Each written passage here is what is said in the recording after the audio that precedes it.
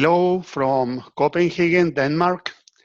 In the next hour, I'm going to share practices, tools, recommendations in order to decide better in legal and compliance. When we are deciding which is a good contract or how to implement compliance controls, we have a very tangible need for better tools and better ideas to deal with risk management. So in this journey today, we're going to cover some of those ideas that they are collected from working more than 25 years in risk management, in leading organizations, helping to implement tools in the business, in the C-level, in order to decide better. And this advisory role that we are always focusing from legal and compliance needs to be supported by proper risk management. So thank you for joining, and let's start with this journey. In order for you to implement changes, you need to explain them. You need to understand the what it needs to be changed, what are the needs, and also why you need to improve the techniques in order to quantify legal and compliance risks. But knowing the what means nothing. You need to understand the how. How do you finally gonna address those needs?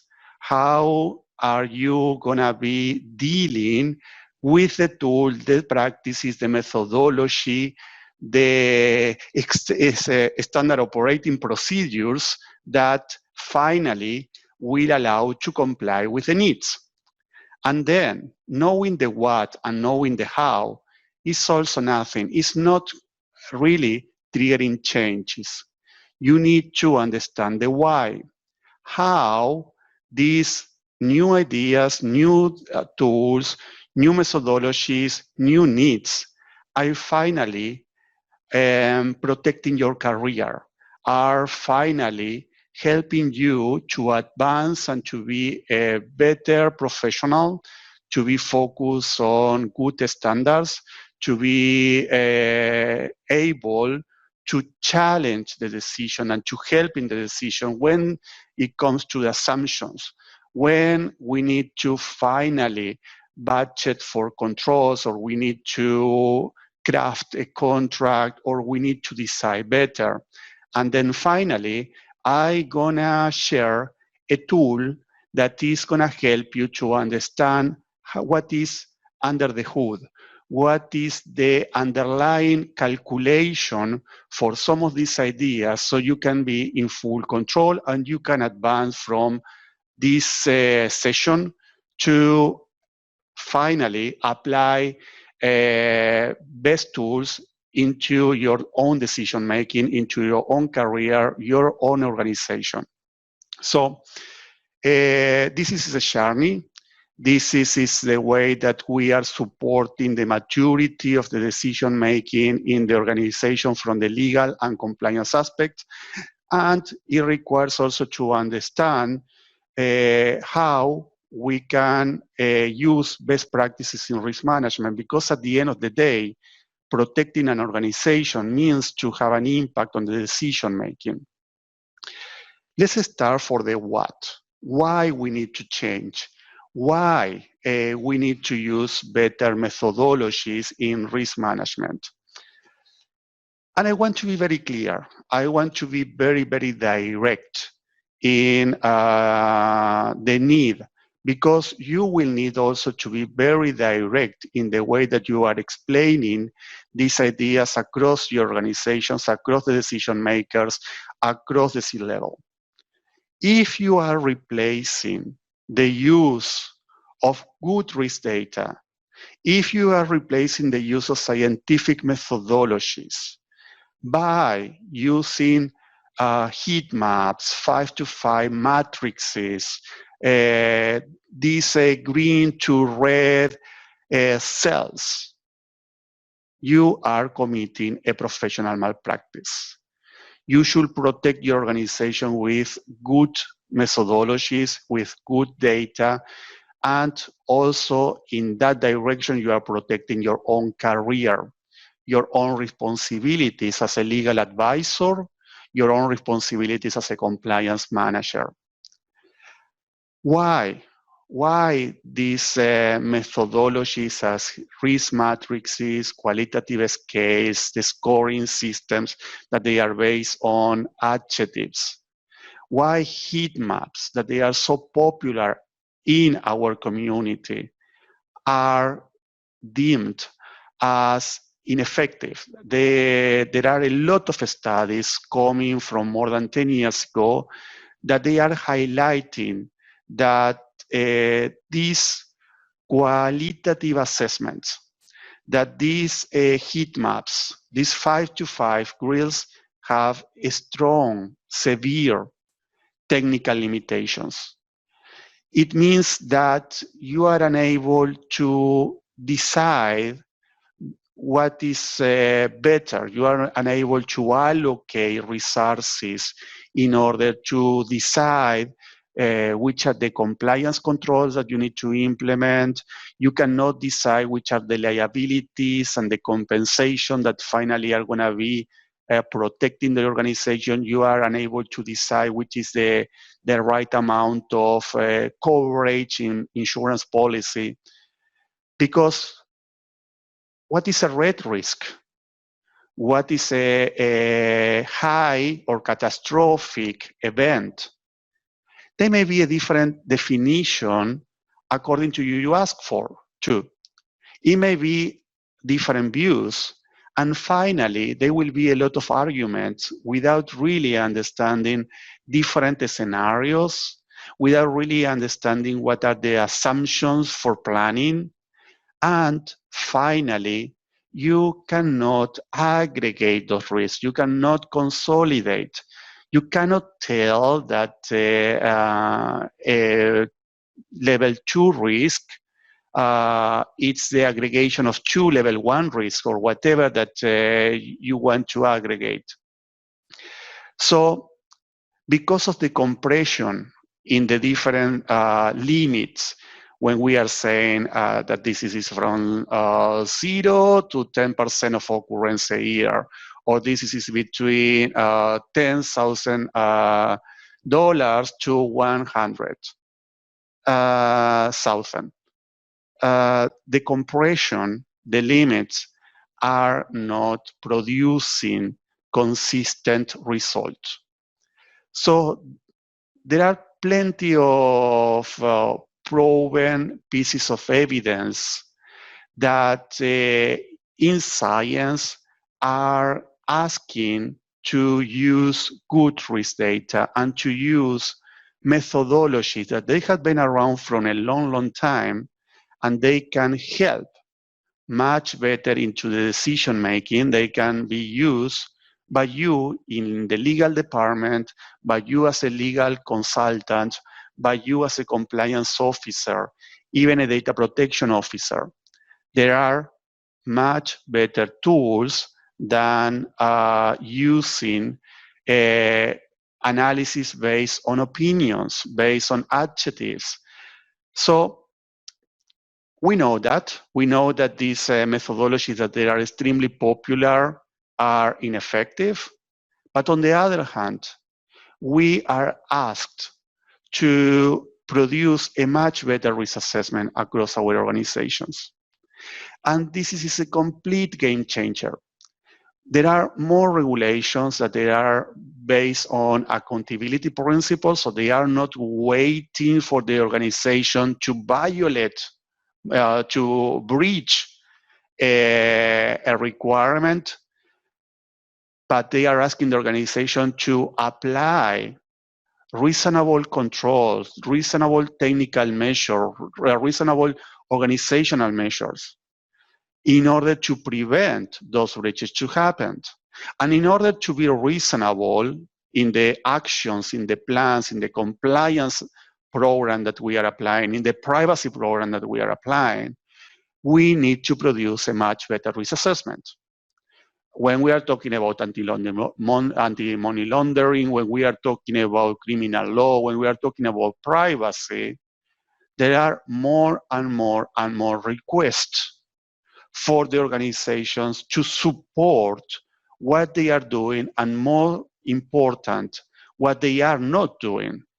So it's extremely important that legal and compliance professionals are more eager to use better methodologies, better tools.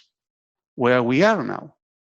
We know, for instance, that privacy law, for instance, GDPR, the gold standard in privacy in Europe, that is a global regulation, because pretty much what any global company needs to comply with GDPR, as long as they are dealing with personal data for residents in the European Union, is asking for the implementation of appropriate technical and organizational measures. So they are asking for the proper data protection controls. They are asking for the proper budget to have a privacy function and to have a privacy program.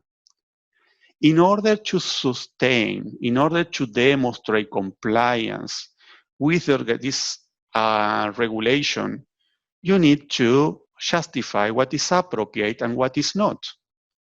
So here means that you need to be very good in the way that you are justifying the controls according to the risks that the organization is facing. And then the next question is how you in the legal and compliance department are giving a priority, assigning a priority for the compliance controls, from the investment in cybersecurity, from the liabilities that you are negotiating in contracts with data processors, for instance, to be appropriate or not. Justifying whether a control is appropriate based on this is a green risk, this is a red-green, this is catastrophic or not, is not producing your defense. It's not helping your organization to be finally exonerated if there is a breach here. You cannot demonstrate with these opinions whether you are. Then we get other pieces of regulations covering corporate criminal laws. Coming from Italy and Spain and then going to Latin America and other countries in Europe and worldwide, there are more and more requests for the organizations to implement compliance programs. And those compliance programs should be able to reduce the chances that the organization have, the probabilities, to commit a criminal offense that can create a responsibility on behalf to the organization. So we are talking here about criminal laws. We are talking here about a very serious offense. We are talking here about a lot of investment that you need to give a priority. Whether it's important for you to deal with whistleblowing, whether you need to look for training, whether you need to look for insider trading, whether you need to look for corruption or fraud. There are a lot of decisions in the way that you need to articulate your program in order to prevent the company to commit, to facilitate an offense. So, talking about colorful maps is not helping in order to show evidence of good compliance.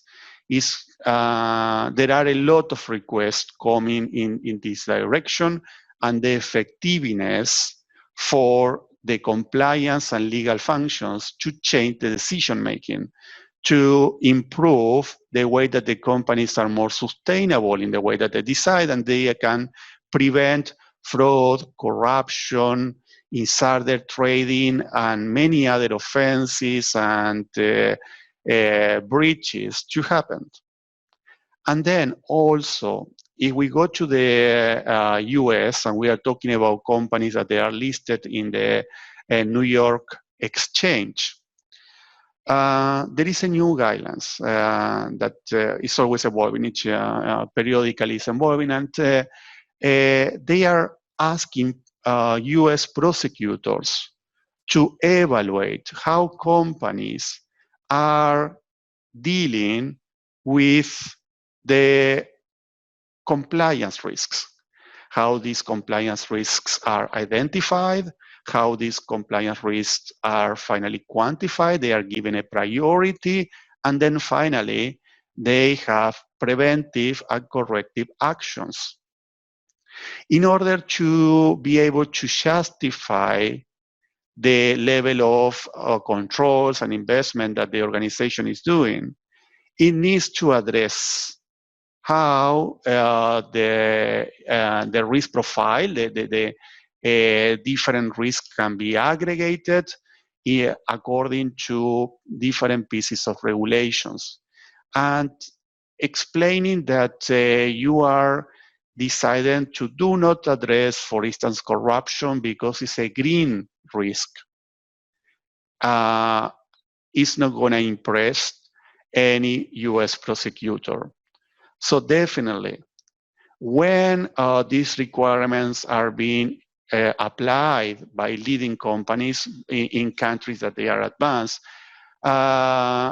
all the companies, medium size, small size, worldwide, they need to adjust in order to provide some comfort, some credibility to be a supplier for these companies.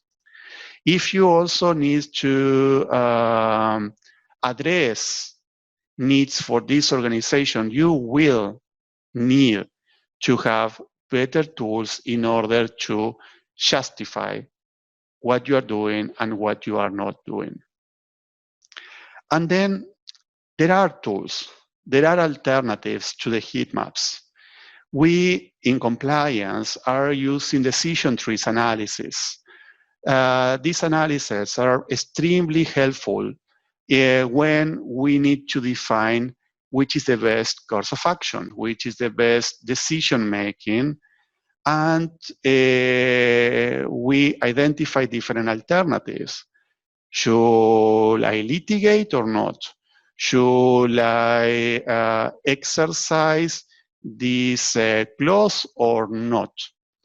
And then you can see the consequences, and you can add for each of those consequences, which are the chances to have other consequences in the chain, and finally, what would be the impact? How much money will you lose, or how much money will you gain? We are also using a lot sensitivity analysis.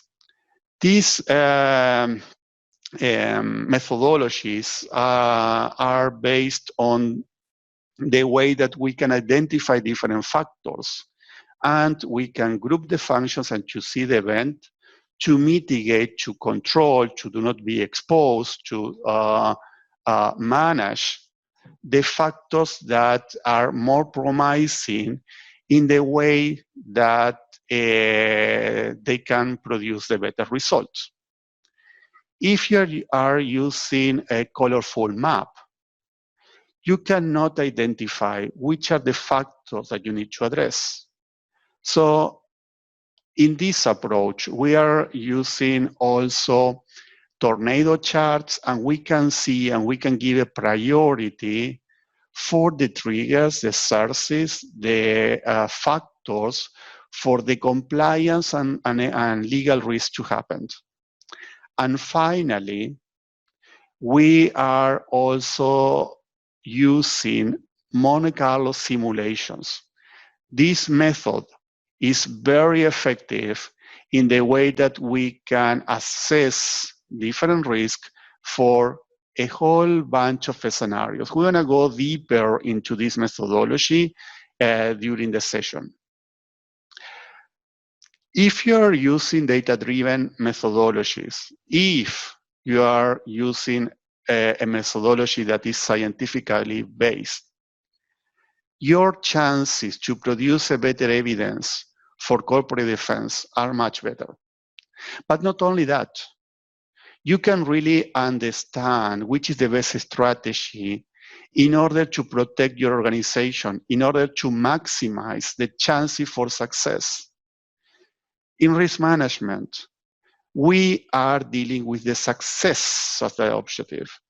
Which do we want to target? Which is the outcome?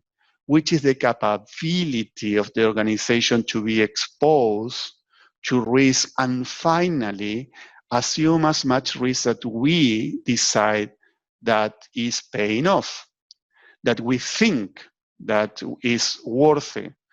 And it has to be an informed decision. And it's a decision that is finally embedded into a lot of processes. These methodologies are not only used when we need to address with privacy or criminal law. They are used in the very decision-making for the organizations. For instance, when you need to negotiate contractual clauses and provisions, which are the, for instance, compensations that will make sense. Whether you need to focus on some operations in order to avoid a breach. When we need to establish reserves for penalties and liabilities. When we need to calculate prices and concession bids. The price that we are bidding, that we are offering, is paying off the legal and compliance risks that the organization is assuming. How many organizations have very, very, very deep problems because of the lack of evaluation of the reserves? Also, you need to know how do you want to invest in controls? How much do you want to invest in controls?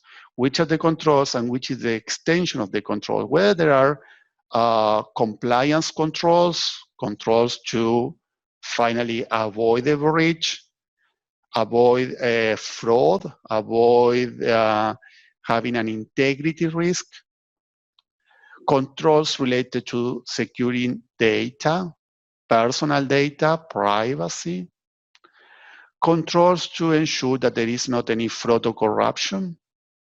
It requires you to understand which is the extent of the controls, how many attributes can you deploy, how deep can you really invest, and whether you need to invest on prevention or you need to invest in finally addressing when the risks are materialized in order to diminish the impact. So you are dealing with crisis protocols, you are dealing with the consequences of those breaches. Also, you need to decide insurance coverage, warranties, liabilities, cyber insurance, even in that there is a role in the legal terms when we are talking about penalties. We also use these methodologies in order to dispute arguments. If we have an argument with a processor of services, data services, or an outsourcing company or a client, that they are asking for some activities that were not done, or some prevention that was not done. We need to justify the thing that we have not been doing, because we can say that finally there was not any risk. And giving our own opinion is not going to fly.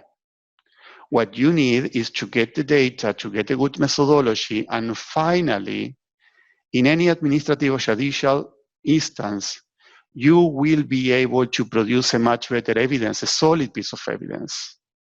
And finally, we are using these strong quantitative methodologies in order to decide when a due diligence is a no-go, when we're going to reject a merger because it's not worthy, when we're going to reject a vendor. We say, you cannot be a vendor, you cannot be a supplier, you cannot be a data processor for me, because the price is not considering the risk of dealing with you. So there are strong and important and critical decisions in our organizations. And you can decide whether do you want to support those decisions by opinions, by adjectives, or by data.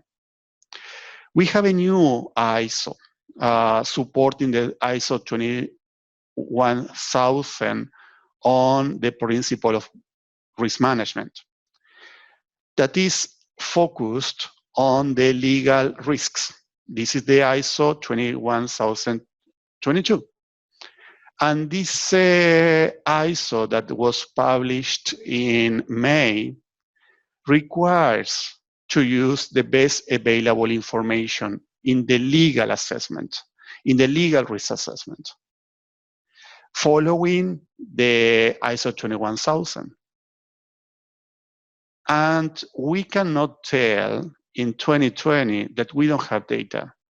We cannot support this vague and superficial assessment because there is no data. Basically, you will discover that you got more data that you need and you need less data that you think you need, which is absolutely fantastic in order to use these probabilistic tools, in order to use these methodologies to quantify risk. And then it's extremely important that you understand that no tool is going to be better than the inputs that you support, that you feed into. If the data is not good as an input, they will not be better data as the output. So having the right methodology is the first step. And then you need to focus on the data, where is good data in risk and compliance.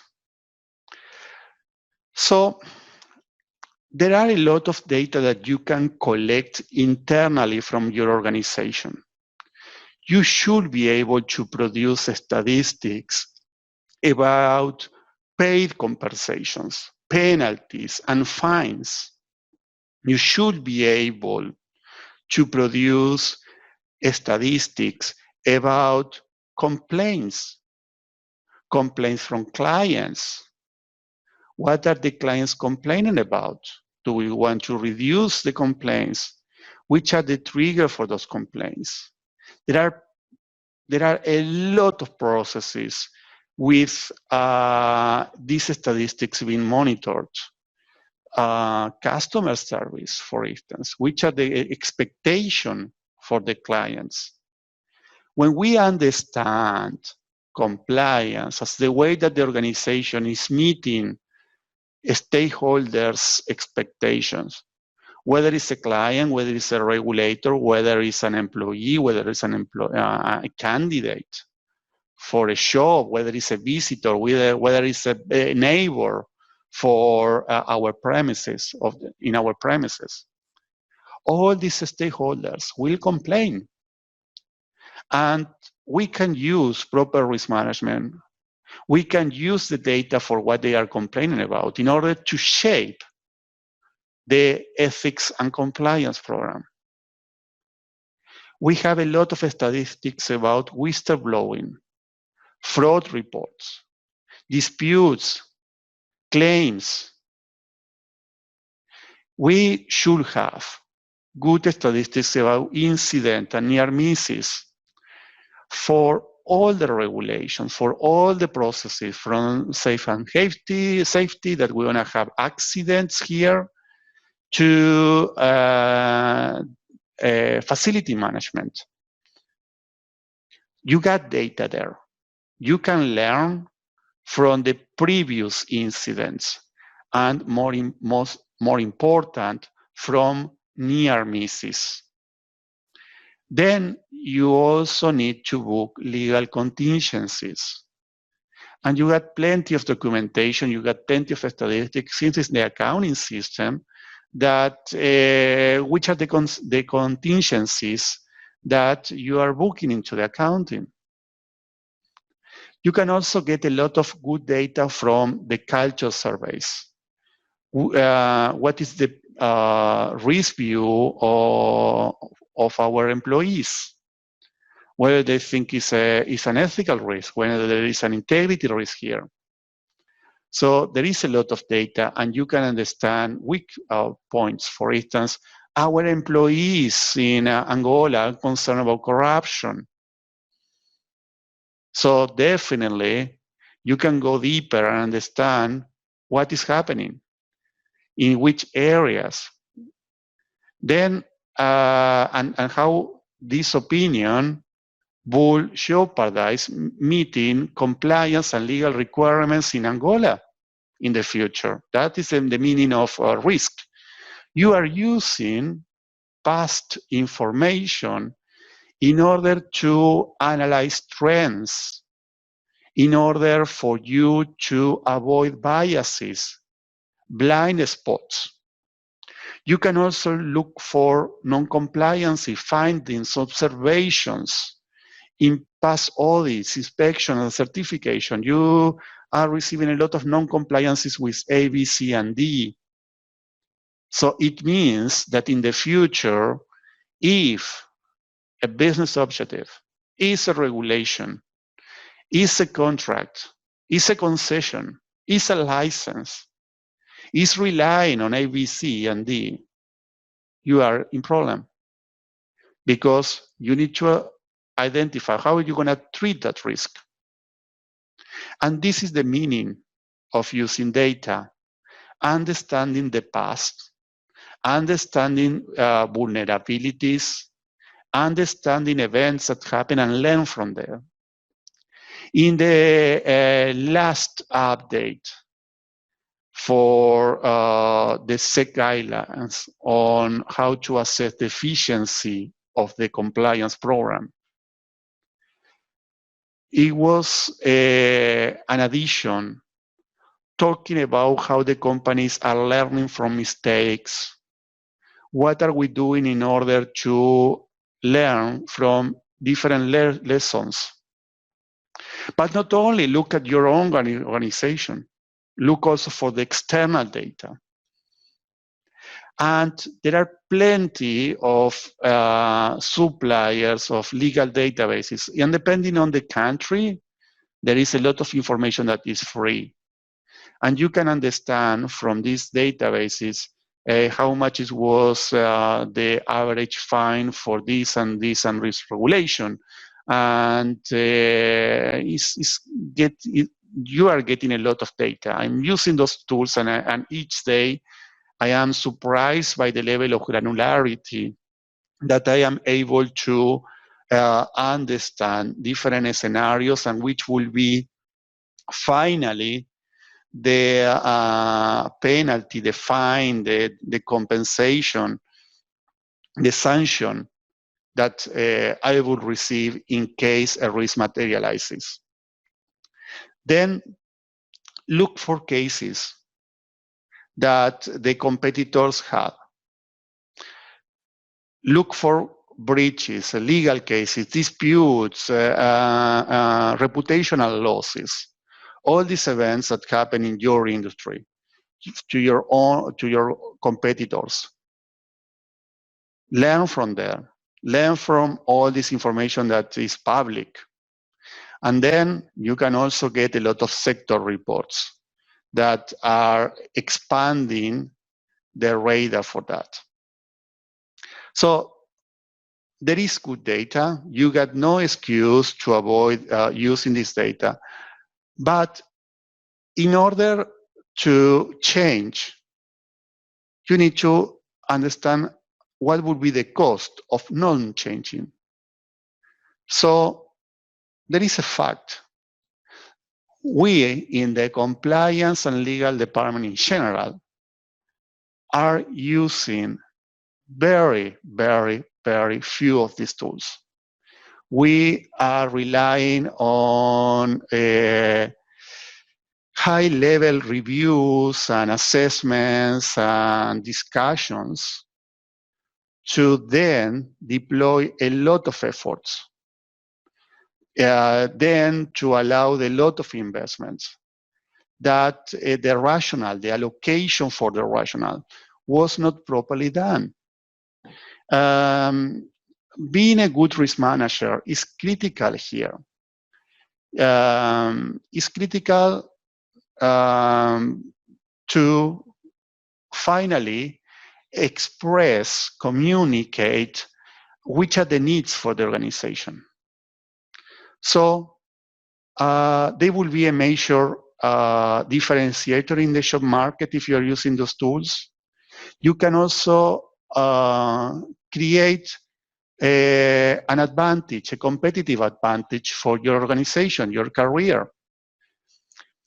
If you're offering a service for assessing compliance risk to an organization, and you are saying that this is my approach, green to red, all the other competitors are going to use the same approach. But if you're offering to use data analysis, scientific methodologies, a better approach, finally, you will be able to get better clients, better projects. Then these methodologies will help you to prevent surprises in your career. If you are a better planner, if you are avoiding surprises, if you are using the business data with a good methodology, nothing is going to backfire in you. Each time that you are assessing compliance or legal or fraud risk in your own desk, you are basically owning the risk. It's your work, it's your assessment. But when you are collecting data, when you're using a methodology that is scientifically proven, well, finally you can demonstrate that you are taking care of your duties or your task. Nobody can say that you are not performing a proper due diligence when you are dealing with risk. And then you are able to influence much better the C-level. If you speak the language of business, that is money, well, they will understand. If you are explaining with data what is needed, they will definitely understand. So don't be afraid of using these methodologies. They are not taking more time, and they are producing a way that business, decision makers, the C-level can see your value. And this is the why. You may care about red, yellow, or red colors, but the business is colorblind. So please talk the language of business. Understand the business goals. Understand the assumptions in planning, and get good data in the legal, in the compliance area to support decisions across your organization. But how? So I promised you in the beginning that I will show you what is under the hood, how these methodologies are working in a way that you can control. I will invite you to explore more, to use more more tools and models, but it can be done when you already understand how these methodologies, how these tools are working. So let me start from the end. Let me start from Monte Carlo, that this is the methodology that is really producing a better result. What is this methodology about? It's a way that you can calculate the outcome of many scenarios. When we are assessing compliance risk in general in the heat maps, we assume that the risk is only one dot, one bubble, but they are not. Sometimes you are lucky, sometimes you are not, sometimes you are less lucky and not so lucky there. Sometimes the client litigates, sometimes they don't. So when you are only assessing a single scenario, you are missing this volatility. You are missing all the different outcomes. Monte Carlo will help you in order to understand the outcome for at least 10,000 scenarios. Okay, you don't need to calculate them manually. We will see how the tool is working, but the key is that you got a large number that is large enough to understand the whole bunch of outcomes. Then Monte Carlo, as you can assume, is related to a casino. So it's calculating random values. For each of the random values in the input, we'll calculate what is the outcome for each scenario. We call that a trial. So you basically need to have 10,000 trials, 10,000 different ways that you are playing in the casino to see the outcome. In the large number, you can understand the truth. For 1, 2, 3 scenarios, maybe you are lucky or maybe you are unlucky. But for 10,000 scenarios, oh, I guess that finally you can see the whole picture. So that is the meaning. That is the easy way to explain this methodology. And you can do a forecast. The tool will do a forecast for each scenario to finally get an histogram, a way that you can see the whole picture. How many of those scenarios are the top 10%? How many of these scenarios are in the 10 to 20% of the cases, and which will be the loss between which value and to what value? So as the result, for using Monte Carlo simulations, you can calculate, for instance, the value of the reserves, the compliance reserves. You can calculate how much money do you need to get in the insurance coverage. You can establish how much do you need to invest in controlling operations in order to prevent breaches. So you may not be prepared to be ready to deal with 100% of the scenarios in which everything was wrong. But there should be a tolerance, there should be a way that you can be consistent in the way that you are finally accepting a contract, accepting a price from the legal perspective, from the compliance perspective, to approve a service, to approve a vendor. And that is the way that you can say that you can be prepared to address 90%, 80%, 70% of the scenarios, and you have the capabilities to deal with that. So it's a completely different approach that using the heat maps. Let's go for one example. Let's see how these methodologies are working. Imagine that you need to assess legal risks and compliance risks in a contract for a construction project. They will be, the organization is studying to get a big contract to construct a building, and you identified, because you got the contractual clauses, you got the regulations, and this is the way that you can start, the identification of risks in legal and compliance. You start from regulations, you start for the contract clauses that have a compliance request. Of course, that you don't need to assess the risk for a clause that is talking about which are the parties. But when there is a clause that requires the organization to do something, there is a chance that the company is unable to perform. And there is a chance that the company will default the contract. So that's why we start from these objectives. The objectives will be the compliance requirement in clauses in contract. They are the compliance requirements in the applicable laws, in the applicable regulations, and also our own values. Fraud, for instance, corruption.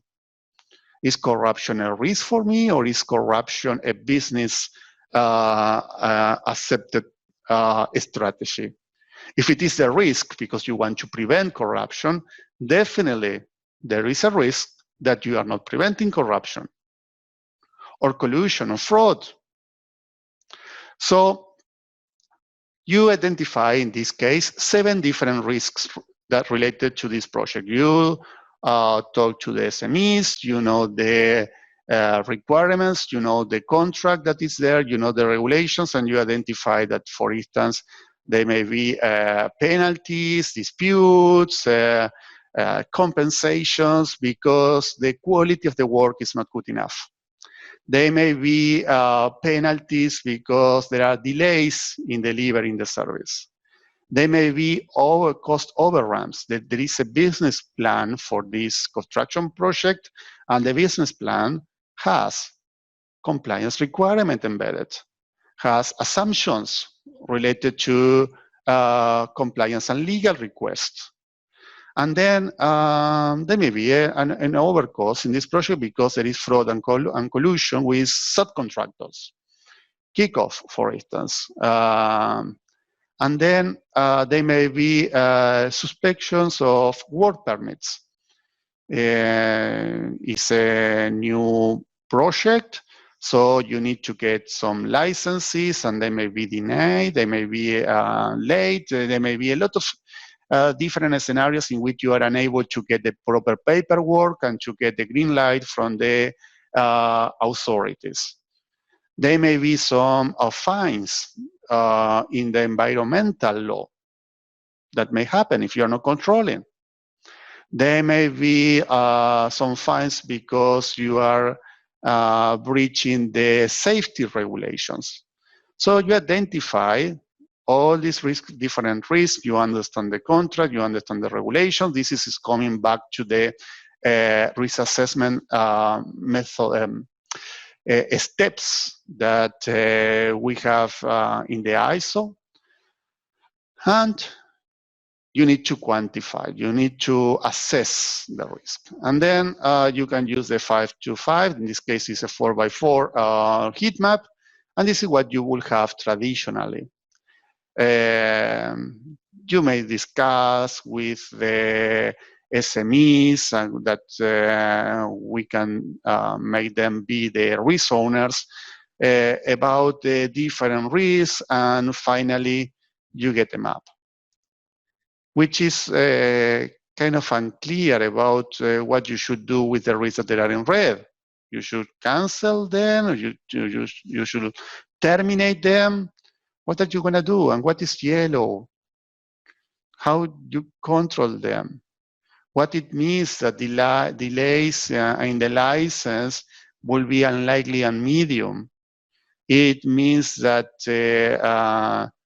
to violations in safety regulations is the same that one delayed in the license. So basically, in a good day, this approach is useless. And in a bad day, this approach is dangerous because it's influencing bad decision making. So before we go to the tool to explain how they work, it's simplify. I'm not expecting you to use this tool only to understand how this methodology is working. You can add, for instance, an add-on in Excel to deal with Monte Carlo simulations. You can download some templates, but you can only do that if you understand what is happening behind the curtain. So the implicit, the underlying calculations are very important. How we use these methodologies? Well, because we measure the risk for non-compliance in contractual clauses. We start from the contractual requirements. We test the assumptions that we have in a business plan, in a contract that is about to be signed, that you need to approve. And then finally, you write effective provisions and penalties in order to change the decision-making by the counterparts. So definitely, you can change the clauses. You can sometimes even pay more to assume less liabilities, but for a risk that you can tolerate. Also, when you need to calculate your budget in the compliance area, when you need to deal with the NESICA compliance program, and then you need to assess which is the budget, and starting from criminal offenses, fraud, corruption, insider trading, any legal requirements, any value that the company has, and then you compare the investment and how much are you being exposed to those risks with the current controls as long as they are maturing. So you can compare the efficiency of the compliance program in time, just because you know which were the previous exposure and the current exposure. Then you can calculate how much do you want to invest in data security for impact assessment. The data processing and impact assessment are extremely important right now. And if you're using a good methodology, you will be able to understand cost, understand if there is worth it to deal with vendors, if there is worth it to make this change in the way that we are dealing with data. And also, very important in concessions, how you are able to establish a proper bidding price that is paying off not only the cost, but also the liabilities, particularly in the legal and compliance area. You are not alone. I am happy to communicate with you and to be able to discuss how you can advance. But let me share an Excel spreadsheet that is showing the rationale for these methodologies. What do we have here? It's a simplified way to see how Monte Carlo is working. Typically, we are assessing one scenario. Some companies are assessing the worst scenario. Many other companies are assessing the most probable scenarios. However, just focusing on one scenario is not good enough. We were discussing that risk is continuous. There are volatility in risk, of course. And we can think about a best case in which, for instance, the cost of breaching a compliance requirement linked to a risk is not so material, it's not so important. And then you can think about a worst case. There are different distributions. Sometimes in compliance we have binary distribution, so you either make a profit or make a loss, you win or lose, or there are Gaussian distributions, there are log normal distribution, there are different scenarios. But what I'm going to assume here is that you may have a base scenario that is not the average between the worst and the case. So you can think, okay, just in the middle of this scenario, you will lose, if this risk materializes, $90,000. That will be an average here. That will be the best case. That will be how many times, how much this risk will happen if you think that this risk only happens once. It's per event. Good. You can also do the same exercise for all the risks. You can deal here with not only money, but also frequencies. You can deal here with days, for instance, if you want to understand some delays. For instance, it's very important when we are talking about recovery time objectives in recovery plans and business continuity plans. You can add any KPI as long as you are adding which will be the impact for different scenarios, and you are adding how much it will cost. Finally, you are able to use these methodologies, these quantitative methodologies. Having numbers like 1 to 5 in the qualitative assessment, it doesn't mean that it's a qualitative assessment. It's just the number is linked to an adjective. As long as you are not linking these numbers to adjectives, it's fine. So you are assessing what will be the chances for these scenarios to happen. Remember that we are assuming that now these risks are independent. In practice, this risk may have common sources. So if you have a heavy rain, it may be a risk materializing here and here and here. So there will be different impacts. We are not considering the impacts that they are related. So this is for you to understand how these tools work. And we have the different scenarios. The scenarios will be created automatically from random data.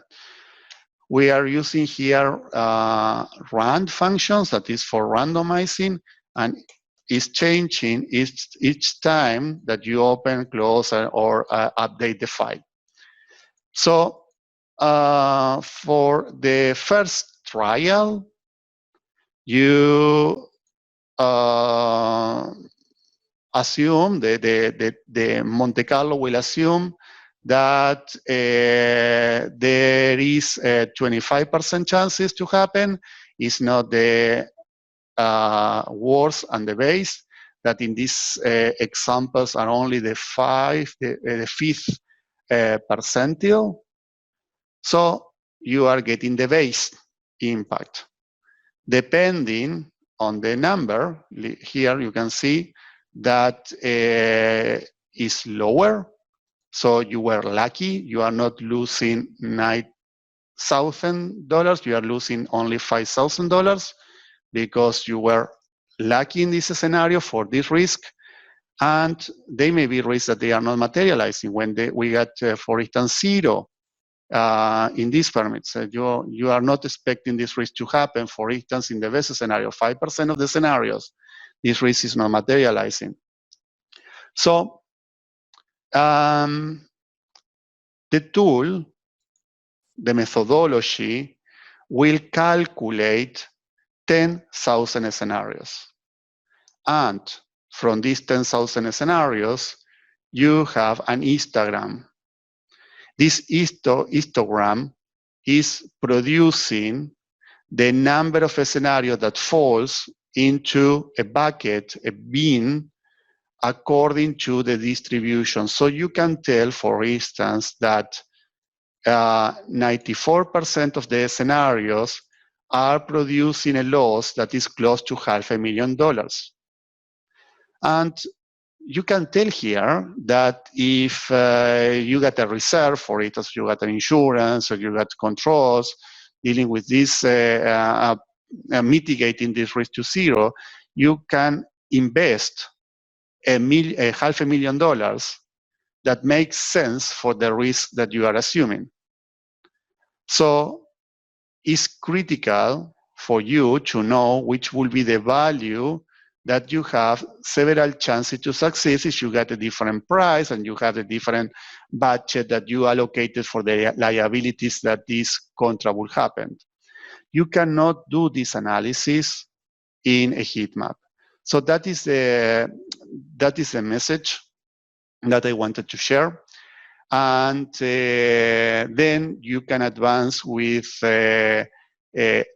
other tools, for instance, installing an add-on in Excel with Monte Carlo simulations that you can go deeper, particularly when you are adding decision trees analysis here. It helps a lot in the decision making, and finally, you are going to be seen as a better advisor, as a better help for the business to support decision making in the way that you can justify which is the corporate defense, which is the precautions, which are the measures that we need to take in order to maximize chances for success.